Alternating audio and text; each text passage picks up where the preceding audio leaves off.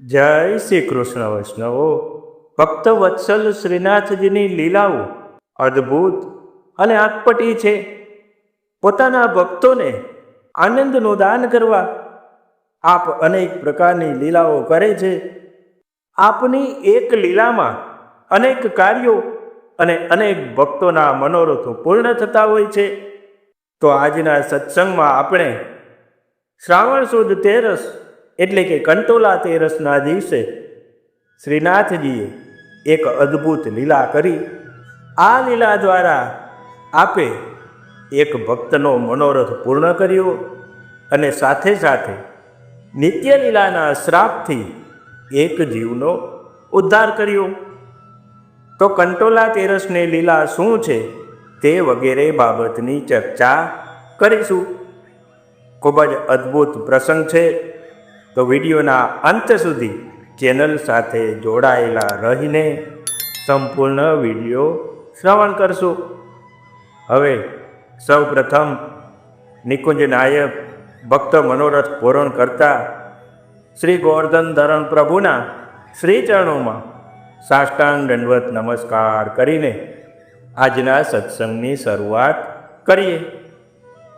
કે વાલા વૈષ્ણવો, શ્રી ગિરિરાજજી પર પ્રગટ થયેલા શ્રીનાથજી પોતાના ભક્તો સાથે અનેક પ્રકારની લીલાઓ કરે છે અને ભક્તોને સુખ પ્રદાન કરે છે. હવે વિક્રમ સંવત 1552ના શ્રાવણ સુદ તેરસનો દિવસ આવ્યો. આજે પ્રભુને એક ભક્તના મનોરથ પૂર્ણ કરવા અને લીલાના એક દેવી જીવનો ઉદ્ધાર કરવાની ઈચ્છા થઈ. આથી આપે આજે એક અદ્ભુત લીલા કરી છે. કે વાત જાણે એમ હતી કે યવન બાદશાહની ફૌજ હિન્દુ મંદિરો તોડતી અને લૂંટતી દિલ્હીથી ઘોડાપુરની જેમ આગળ વધી રહી હતી. આ વાત વાયુ વગે વ્રજમાં ફેલાઈ ગઈ. યવન ફૌજે જતીપુરાથી થોડે દૂર આવીને પડાવ નાખ્યો. આ વાતની ખબર સદુ પાંડે આદિ વ્રજવાસીઓને થઈ. ત્યારે સદુ પાંડે, તેમના ભાઈ માણિકચંદ પાંડે, કુમનદાસજી અને રામદાસજી ભીતરિયા, આ ચારેય વૈષ્ણવોએ મળીને વિચાર કર્યો કે હવે શું કરીએ. હરિ ઈચ્છા તો સર્વોપરી છે. હરિની લીલા તો સર્વથી ન્યારી છે. આપની લીલા અને આપની ઈચ્છા જીવ બુદ્ધિથી સમજમાં આવતી નથી. આ મલેચ્છની ફૌજ તો ગમે તે ઘડીએ ત્રાટકી શકે છે. તો આપણે શ્રીનાથજીની રક્ષા માટે કંઈક તો કરવું જોઈએ. આમ આ ચારેય વૈષ્ણવોએ ઘણી વિચારણા કરી, પણ કંઈ રસ્તો સૂઝ્યો નહીં.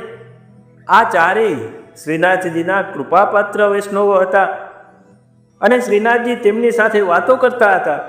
આથી તેઓ પર્વત પર મંદિરમાં ગયા અને શ્રીનાથજીને વિનંતી કરી કે હે કૃપાનાથ, ધર્મના દ્વેષી એવા મલેચ્છની ફૌજ ગામડાઓ લૂંટતી આવી રહી છે. અમને તો કંઈ રસ્તો સૂઝતો નથી. આપ જ કૃપા કરીને કહો કે શું કરીએ.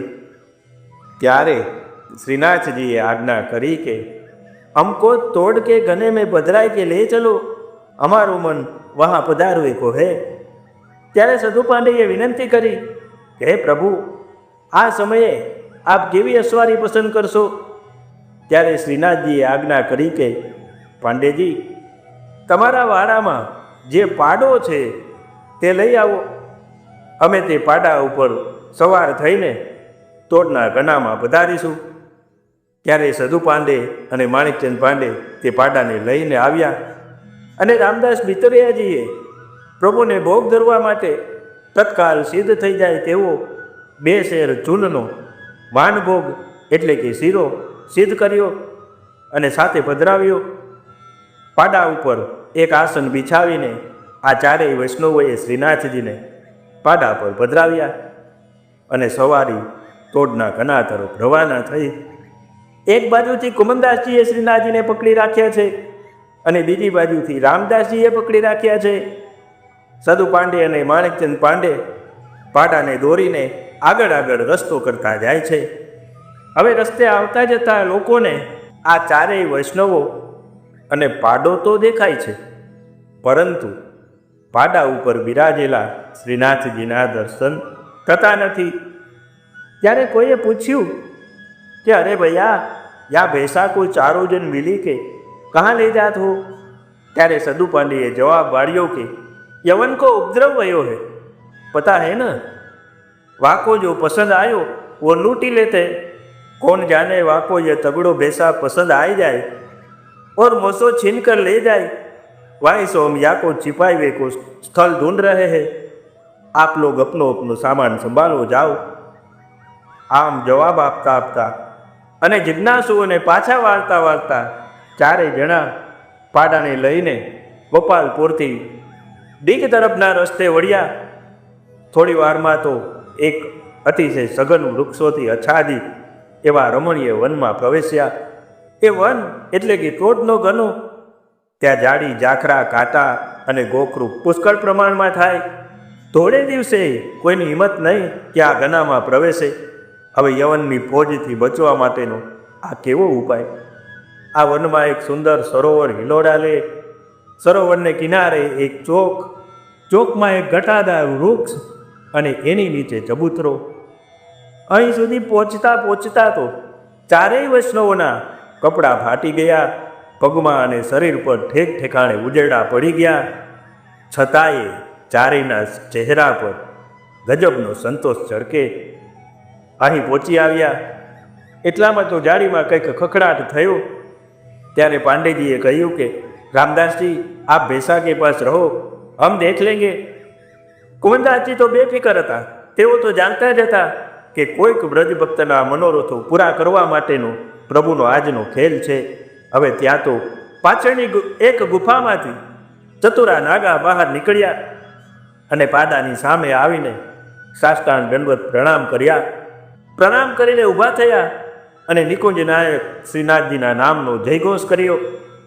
ત્યારે 4 ભગવદીઓ સમજી ગયા કે આ પાડાની પીઠ ઉપર બિરાજેલા શ્રીનાથજીને જે વ્રજવાસીઓ જોઈ ન શક્યા એમને આ સંન્યાસીએ જોયા। એટલે નક્કી શ્રીનાથજીની કંઈક અકળ લીલા કામ કરી રહી છે અને આ વનમાં પધારવા પાછળનું કારણ આ જ હોઈ શકે। ત્યારે મહંત ચતુરા નાગાએ ગરગડા સાધે શ્રીનાથજીની બહુ મનોહાર કરી અને વિનંતી કરી, હે કૃપાનાથ, મારી વર્ષોની તપશ્ચર્યા આજે ફળી। આપના પ્રાગટ્યના સમયથી મને આપના દર્શનની તાલાવેલી હતી, પરંતુ હરિદાસવર્ય શ્રી ગિરિરાજ ગોવર્ધન પર્વતના સ્વરૂપનું મને જ્ઞાન હોવાથી હું એમના ઉપર ચડતો નહોતો। આપે આ દાસ પર કૃપા કરવા આજે આટલો શ્રમ વેઠ્યો છે, એ આપનો ભક્ત વત્સલપણું છે। આ વનમાં આપના પ્રવેશની સાથે જ જે પરિવર્તનો થવા લાગ્યા એના પરથી મને જાણ થઈ ગઈ કે આજે મારો જન્મ સાર્થક થવાનો છે। પછી શ્રીનાથજીને ત્યાં વૃક્ષની નીચે રહેલા ચોતરા ઉપર પધરાવવામાં આવ્યા।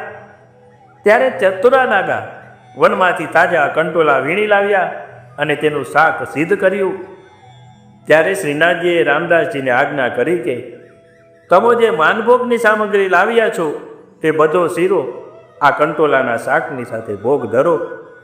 ત્યારે રામદાસજીએ કંટોલાનું શાક અને શીરાનો શ્રીનાથજીને ભોગ ધર્યો અને બધા જ એક વૃક્ષની આડીમાં છુપાઈ ગયા।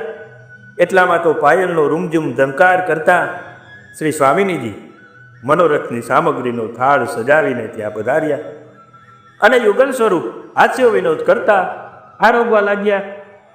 ત્યારે શ્રીનાથજીએ કુમનદાસજીને આજ્ઞા કરી કે કુંભના, મેં ભોજન કરત હું, તાતે કછું કીર્તન ગાન કર તાકી મન પ્રસન્ન હો જાય। ત્યારે કુમનદાસજીએ વિચાર્યું કે આજે પ્રભુને કંઈક હાસ્યયુક્ત કીર્તન સાંભળવાની ઈચ્છા છે। હવે કુમનદાસજીને તો કાંટા કાકડા લાગવાથી અને ભૂખ પણ લાગી હતી, તેથી મન થોડું ખીન હતું। એવામાં શ્રીનાથજીએ કીર્તન ગાવાની આજ્ઞા કરી। ત્યારે કુમનદાસજીએ આ પ્રમાણે કીર્તન ગાયું કે ભાવત હે તોહી ક્રોધ કો ગનો, કાંટા લાગે ગોખરું લાગે, ફૈટો જાત ય તનો, સિંહ કો કહા લોકરી કો ડર, ય કહા બાનિક બન્યો, કુમનદાસ તુમ ગોवर्धन ધર, વ કોણ દાંડની કો જેનો।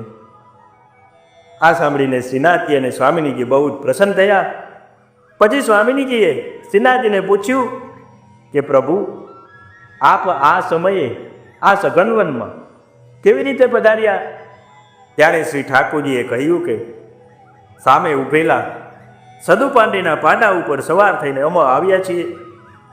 ત્યારે સામે ઊભેલા પાડા ઉપર શ્રી સ્વામિનીજીએ દ્રષ્ટિ કરી તો ઓળખી ગયા કે અરે, ये तो मेरे बागन की मालिन है, सो मेरी अवज्ञा ते बेसा भई, परंतु आज याने भली सेवा करी, तासो अब या को अपराध निवृत्त भयो. वाला वैष्णवो, आ पाडो ए देवी जीव छे. बरसानामां रसबांजीना बगीचानी मालणथी नित्य फूलनी माला सिद्ध करीने रसबांजीने पधराववानी सेवा करती हती. त्यां तेनुं नाम वृंदा हतुं. आ प्रसंगने टूंकमां जोईए तो एक वखत તે બગીચામાં પોતાની દીકરીને ખવડાવી રહી હતી. ત્યારે શ્રી સ્વામિનીજી ત્યાં પધાર્યા, તો પણ તેને સન્માન ન કર્યું અને સ્વામિનીજીએ જે કાર્ય ચીંધ્યું તે કરવાની પણ ના પાડી દીધી. આથી અપ્રસન્ન થઈને શ્રી સ્વામિનીજીએ તેને શ્રાપ આપ્યો કે તું આળસુ થઈ ગઈ છે, આવા આળસુ જીવોનું અહીં કામ નથી, જાઓ ભૂમિ ઉપર પડો, ભૂતલ ઉપર તારો પાડા તરીકે જન્મ થશે. હવે આ શ્રાપ સાંભળીને વૃંદા ખૂબ જ ડરી ગઈ અને ખૂબ જ ચિંતાપૂર્વક કાલાવાલા કરીને પોતાનો અપરાધ ક્ષમા કરવા વિનંતી કરી. ત્યારે શ્રી સ્વામિનીજીએ આજ્ઞા કરી કે જ્યારે શ્રી ઠાકોરજી તારી ઉપર સવાર થઈને પધારશે પછી તારો અપરાધ નિવૃત્ત થશે. આથી તે માલણે અહીં ભૂતલ ઉપર સદુપાંડીને ત્યાં પાડો થઈને અવતાર લીધો અને આજે શ્રીનાથજી તેની ઉપર સવાર થઈને તોડના ગનામાં પધાર્યા, તેથી તેનો અપરાધ નિવૃત્ત થયો. હવે શ્રી ઠાકોરજીને સ્વામિનીજીએ તોડના ગનામાં અનેક પ્રકારની હાસ્ય વિનોદપૂર્ણ લીલાઓ કરી. તે પછી શ્રી સ્વામિનીજી પાછા પધાર્યા. ત્યારે શ્રીનાથજીએ સદુપાંડેને આજ્ઞા કરી કે તપાસ કરો કે ઉપદ્રવ શાંત થયો કે નહીં. ત્યારે સદુપાંડે તોડના ગનામાંથી બહાર આવ્યા. એટલામાં તો જતીપુરાથી સમાચાર મળ્યા, યવનનો ઉપદ્રવ મટી ગયો છે. યવનની ફોજ જતીપુરામાં આવ્યા વિના જ ચૂપચાપ બહારથી જ આગળ જતી રહી છે. હવે ફરીથી તે જ પ્રકારે આ ચારેય ભગવદીઓએ શ્રીનાથજીને પાડા ઉપર પધરાવીને જતીપુરા આવ્યા. હવે શ્રીનાથજી તો મંદિરમાં પધાર્યા અને તે પાડો પર્વત ઉપરથી નીચે ઉતરીને તળેટીમાં આવીને જાણે શ્રીનાથજીને દંડવત કરતો હોય તેમ મંદિર તરફ માથું નાખીને પડી ગયો અને પડતાની સાથે જ તેના પ્રાણ નીકળી ગયા. તેની પાડાનીઓની છૂટીને તે પાછો લીલામાં પ્રાપ્ત થયો. આમ આજના દિવસે શ્રીનાથજીએ ટોડના ગનામાં પધારીને ચતુરા નાગને દર્શન આપી તેનો મનોરથ પૂર્ણ કર્યો અને માલણને પણ શ્રાપમાંથી મુક્ત કરી લીલાની પ્રાપ્તિ કરાવી. આજના દિવસે ચતુરા નાગાએ કંટોલાનું શાક આપને ધરાવ્યું, તેથી આ દિવસને કંટોલા તેરસ કહેવામાં આવે છે. અને આ લીલાના ભાવથી શ્રી ઠાકોરજીને આજે ખાસ કંટોલાના શાકનો ભોગ ધરવામાં આવે છે. આમ કંટોલા તેરસની લીલા ભાવના રહેલી છે. વાલા વૈષ્ણવો, વિડીયોને લાઈક, કોમેન્ટ અને શેર જરૂર કરજો અને ચેનલને સબસ્ક્રાઈબ કરીને રાખજો. એવી વિનંતી સાથે આજનો સત્સંગ શ્રી ગોવર્ધન ધરણ પ્રભુના શ્રી ચરણોમાં સમર્પિત કરીએ છીએ. ફરી મળીશું, ત્યાં સુધી સર્વને જય શ્રી કૃષ્ણ.